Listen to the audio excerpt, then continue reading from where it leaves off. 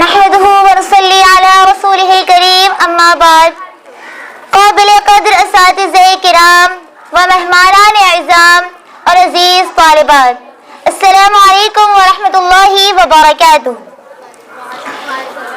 ابھی تک پاؤں سے چمٹی ہے زنجیریں غلامی کی، ابھی تک پاؤں سے چمٹی ہے زنجیریں غلامی کی. دن آ جاتا ہے آزادی کا، آزادی نہیں آتی. غلامی کر نہ غیروں کی، فقط اپنے خدا کی کر. غلامی کر نہ غیروں کی، فقط اپنے خدا کی کر. بنے گا شاہ دنیا اور بہار آئے گی جیون پر. سامعین کرام اور عزیز طالبات، ہمارا ملک ہندوستان ایک آزاد اور جمہوری ملک ہے. آزادی کے بعد ہندوستان کے لیے دوسرا پرمسرت دن 26 جنوری 1950 عیسوی ہے. اس دن جمہوریت کی بنیاد پر وضع کردہ جدید قانون کے نفاذ کا حکم دے کر حکومت ہند ایکٹ جو 1935 سے نافذ تھا اسے منسوخ کر دیا گیا. اس طرح ہندوستان دنیا کی عظیم پارلیمانی غیر مذہبی جمہوریت بن گیا. یہ دنیا کا سب سے بڑا جمہوری ملک ہے. 1 ارب 30 کروڑ شہریوں کے ساتھ دنیا کی دوسری سب سے بڑی آبادی والی ریاست میں اس کا نام درج ہے. اس میں مختلف مذاہب اور الگ الگ تہذیب و تمدن کے لوگ رہتے ہیں. یہ شروع ہی سے پیار و محبت کا گہوارہ رہا ہے. یہاں کی بھائی چارگی پوری دنیا میں مشہور تھی. کہنے والے اسے مختلف رنگ و نسل اور مذہب و ملت کا حسین گلدستہ کہا کرتے تھے. ان میں بھید بھاؤ بالکل نہیں تھا. اس کا بین ثبوت آزادی کی لڑائی اور ان کے خلاف جد و جہد ہے. چنانچہ اسی وجہ سے ملک کا قانون رنگ و نسل سے بالا تر ہو کر رکھا گیا، جس میں تمام باشندے بلا تفریق مذہب و ملت مشترکہ جمہوریت میں پرو دیے گئے. سامعین کرام اور عزیز طالبات، جمہوریت ایک طرز حکومت ہے جس کے متعلق سابق president of America Abraham Lincoln کہتے ہیں، جمہوریت عوام کی حکومت ہے. جمہوریت عوام کی حکومت ہے، عوام کے ذریعے عوام کے لیے. یعنی جمہوریت وہ ہے جہاں شہریوں کی رائے اور ان کی مرضی ہوتی ہے. کوئی بھی چنندہ نمائندہ ان کا راجن نہیں ہوتا، بلکہ اگلے 5 سالوں کے لیے ان کا خادم ہوتا ہے. ہم ہر سال 26 جنوری کو یوم جمہوریہ مناتے ہیں. یوم جمہوریہ منانے کی اصل وجہ ہمارے دستور کا نفاذ ہے. وہی دستور جسے دنیا کا سب سے بڑا دستور ہونے کا شرف حاصل ہے، جس کے ابتدائی حصے میں لکھا گیا ہے کہ ہم ہندوستانی عوام یہ تجویز کرتے ہیں کہ ہندوستان کو ایک آزاد سماجوادی جمہوری ملک کی حیثیت سے وجود میں لایا جائے، جس میں تمام شہریوں کے لیے سماجی، سیاسی، معاشی آزادی رائے، انفرادی تشخص اور احترام کو یقینی بنایا جائے گا اور ملک کی سالمیت و یکجہتی کو قائم و دائم رکھا جائے گا. سامعین کرام اور عزیز طالبات، دستور کے نفاذ کے بعد عوام کو امید تھی کہ اب ہماری آواز سنی جائے گی. مظلوموں کو آس ملی کہ اب انصاف ملے گا. اقلیتوں کو تسلی ہوئی کہ انہیں سماج میں تحفظ اور برابر مواقع دستیاب ہوں گے. نچلے طبقے کو سکون ہوا کہ اب بھید بھاؤ ختم ہوگا.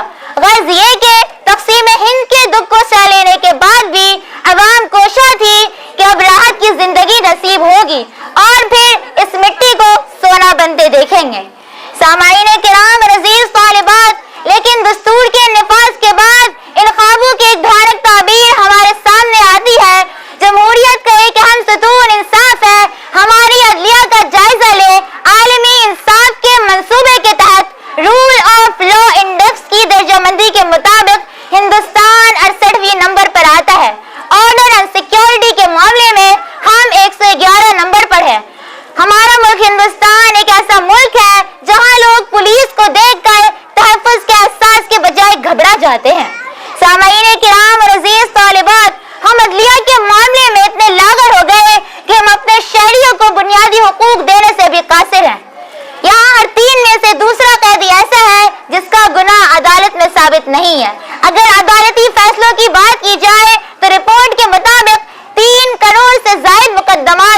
سماعت ہیں اور جن مقدموں پر فیصلہ سنایا گیا اس پر بھی ایک نظر ڈالیں۔ ایودھیا کا فیصلہ ہو یا طلاق ثلاثہ کا، کشمیر کا فیصلہ ہو یا زمینوں کی خرید و فروخت کا، ہر جگہ واضح طور پر یک طرفہ سماعتیں اور فیصلے دیکھنے کو ملیں گے۔ چند مہینے قبل سپریم کورٹ کے 4 سینئر وکلاء نے احتجاج کیا کہ کورٹ صحیح فیصلے نہیں کر پا رہی ہے اور خارجی دباؤ سے دوچار ہے۔ سامعین کرام، 1971 میں اندرا گاندھی نے لفظ سیکولر کو ہندوستانی دستور میں شامل کیا۔ ہندوستان میں مختلف مذاہب و عقائد کو ماننے والے اور الگ الگ زبانیں بولنے والے لوگ بستے ہیں، لہذا ملک کا سیکولر ہونا تمام شہریوں کے بھائی چارے اور ملک کی ترقی کے لیے ضروری تھا۔ اس سلسلے میں خاطر خواہ قانون بھی بنائے گئے۔ ہمارے بزرگوں نے ان تک کوششیں کی ہندوستان کے اس تنوع اور یکجہتی کو برقرار رکھا جا سکے، خصوصاً اقلیتی طبقوں کو مراعات دی گئی تاکہ وہ سماج میں آگے بڑھ سکے۔ سامعین کرام اور عزیز طالبات، اب چاروں طرف نظر ڈالی جائے تو نفرت کی سیاست اور سیکولر کی جگہ اکثریت والوں کی زیر اثر حکومت دکھائی دیتی ہے۔ اس کی تازہ مثال دہلی کا فساد ہے۔ ملک کے پہلے نمبر پر آنے والی جواہر لال یونیورسٹی، جہاں نئے موضوعات پر تحقیق ہونی چاہیے، وہاں کے طلباء ویج اور نان ویج پر بحث کر رہے ہیں۔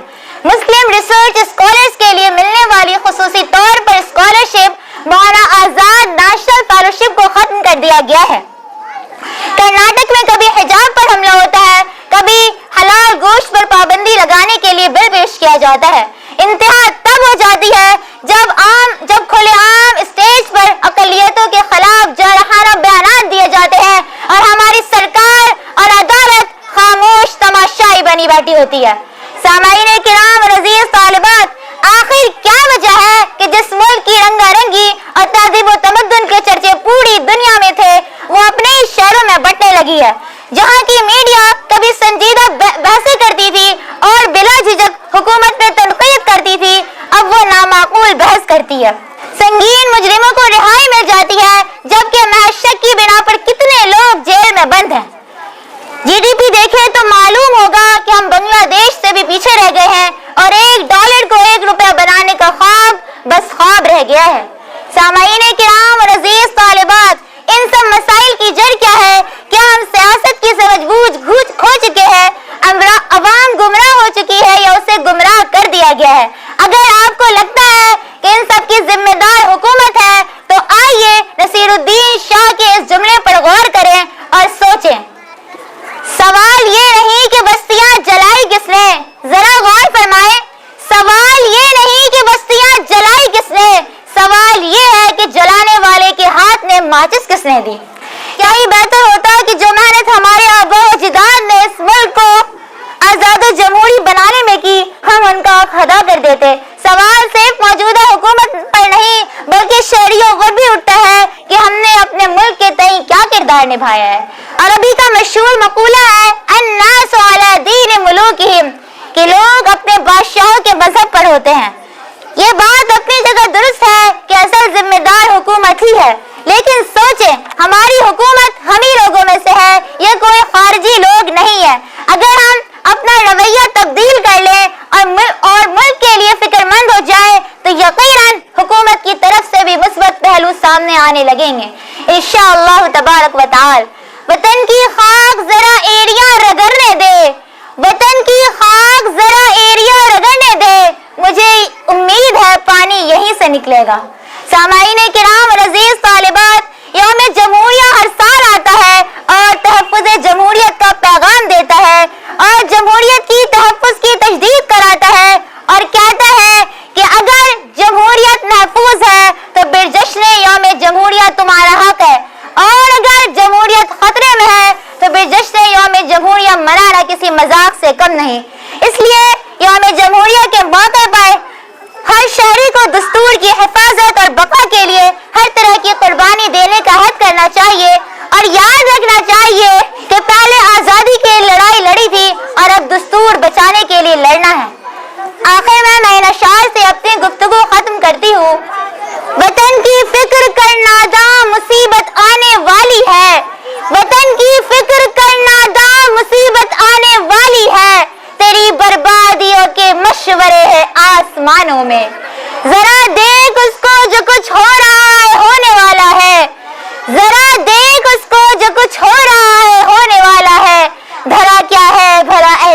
دلہن کی داستانوں میں.